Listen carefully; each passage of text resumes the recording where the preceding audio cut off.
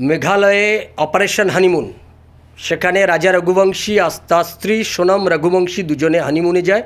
হানিমুনে যাওয়ার পর রাজা রঘুবংশীকে নৃশংসভাবে হত্যা করা হয় এবং সেই হত্যার পেছনে তার স্ত্রী, সদ্য বিবাহিত স্ত্রী পুনম রঘুবংশীর হাত রয়েছে বলে এটা প্রথমেই আমাদের কাছে খবর আসছিল। এবং এখন জানা গেল যে সেই পুনম রঘুবংশী সে অন্তঃসত্ত্বা ছিল বলেই ডাক্তাররা মনে করছেন।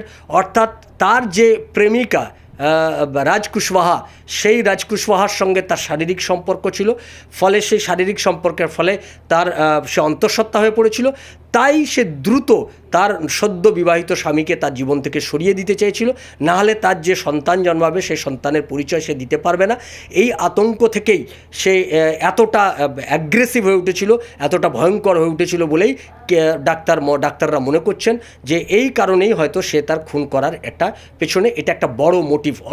অনেকগুলো কারণের মধ্যে এটা একটা বড় মোটিভ। সে খুব দ্রুত একে খুন করতে চেয়েছিল।